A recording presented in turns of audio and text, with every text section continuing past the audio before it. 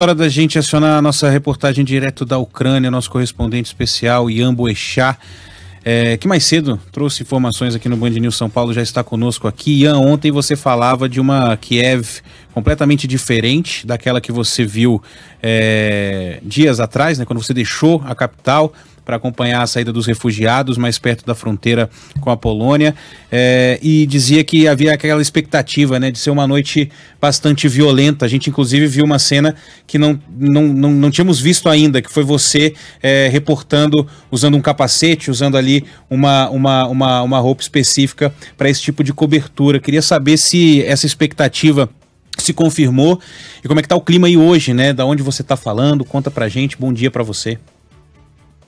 Bom dia, acabou não se confirmando, de certa forma o cessar-fogo acordado para a retirada de civis das cidades que estavam sendo mais atacadas foi respeitado. Eu passei hoje quase todo dia em Irpin, a cidade que é o campo de batalha hoje, que é o fronte de batalha hoje entre tropas russas e ucranianas. As tropas russas já tomaram um terço, talvez metade dessa pequena cidade aqui nos arredores de Kiev. Os civis foram retirados, um grande número de civis foi retirado, talvez o maior número desde o início dessa tentativa de retirada de civis de Irpin. Hoje, ao que parece, o corredor humanitário funcionou e o cessar-fogo, especificamente nessa região, nessa localidade, parece ter funcionado também, apesar de a gente ter ouvido muitos bombardeios. Nenhuma das bombas caiu aonde os civis estavam chegando, cruzando, né? Há uma ponte que foi destruída sobre o rio Irpin. As forças ucranianas destruíram essa ponte, como várias outras pontes, numa tática para dificultar o acesso das tropas russas a Kiev.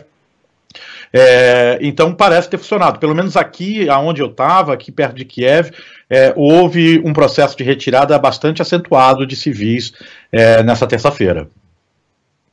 Que era aquilo que a gente conversava em outras oportunidades, né, Ian, do conflito e se estendendo, né? Eu lembro que, poxa, quando a gente começou a noticiar a invasão russa na Ucrânia, a gente ouvia o pessoal falando, de repente a tomada de Kiev pode ser em horas, né? Pode ser ainda hoje. E a gente, por outro lado, vê essa resistência, né, que você cita, porque essa destruição das pontes, esse tipo de tática, as trincheiras que você relatou ontem, por exemplo, no Jornal da Band, tudo isso faz parte também dessa estratégia de resistência, né? Você sente isso também por parte ou isso fica mais a cargo mesmo dos militares e daqueles que também foram convocados, né, para defender o país? Olha, há sim um sentimento de resistência muito forte aqui, surpreendente até, principalmente em áreas russófonas, digamos assim, áreas que têm uma ligação histórica, uma ligação étnica, linguística, cultural com a Rússia, como Kharkiv e outras regiões ao norte e ao leste aqui de Kiev. É impressionante, de fato há muita resistência, há muita revolta também nessas regiões. Ninguém esperava que a Rússia iria atacar com tanta violência uma cidade como Kharkiv, que é uma cidade praticamente na fronteira com a Rússia. Eu tive lá no dia da invasão e alguns dias antes, e as pessoas elas se sentem russas, sabe? Elas não falam ucraniano, a maior parte das pessoas não fala sequer ucraniano, e ninguém esperava que a Rússia iria atacar com tanta violência uma região considerada russa, de certa forma, né? Kharkiv é a cidade que tem sido mais castigada nessa primeira leva, digamos assim, da guerra. A cidade tem sido muito atacada, muitos civis morreram lá, um grande número de civis morreu lá. Então há um sentimento de resistência, um sentimento de revolta aqui. Imagino que Vladimir Putin não esperava encontrar tanta resistência aqui na Ucrânia como ele está encontrando. Uhum.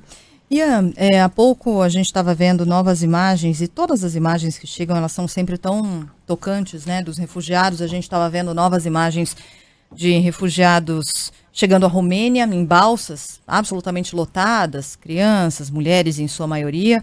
A gente já viu todas as cenas também na Polônia, você pôde assistir a isso de perto ali na fronteira com a Polônia. Mas falando sobre esses corredores humanitários, os refugiados que seguiriam, aliás, a contragosto até da Ucrânia, né, nessa negociação, seguiriam para a Rússia e para Belarus também. Vai ser isso mesmo? Se sabe se esses refugiados serão deslocados depois para outro lugar? Como é que a gente vai ter informação sobre a chegada desses refugiados aos países vizinhos, Belarus, enfim, aliada do Kremlin? Se é que vai ter, né? Se é que haverá informação sobre a chegada desses refugiados, isso já é uma questão sabida? Como é que você tem acompanhado esse assunto em particular? Olha, eu não tenho informação nenhuma também, as informações são muito controladas do lado de lá, né, então eu também não sei exatamente como isso está se dando, a não ser via informações estatais, das agências estatais russas, que é preciso ter bastante cuidado ao receber esse tipo de informação, né, há poucos dias, por exemplo, a TASS, a agência estatal russa, estava divulgando que o Volodymyr Zelensky tinha fugido para a Polônia, depois divulgou uma outra informação de que ele estaria em Lviv. Enfim, é difícil confiar nessas informações, né? Eu não sei exatamente o que está acontecendo para o lado de lá. O que eu posso testemunhar é o que está acontecendo aonde eu tenho acesso, e onde eu tenho acesso eu vi muita gente sendo retirada dessas cidades, de Bucha, de Irpin, nessas cidades que se tornaram campos de batalha, então sem água, sem alimento, sem energia elétrica, sem aquecimento, nesses últimos dias. Esse lado eu consigo reportar e consigo lhe dizer com segurança que muita gente foi retirada hoje. Centenas, talvez milhares de pessoas saíram hoje atravessando o rio Irpin por uma passagem improvisada, já que a ponte foi destruída. Se por um lado, né, as informações do lado de lá é uma coisa complicada, né, Ian? E você, claro, tem as informações daquilo que você está vivendo aí, vivenciando, observando.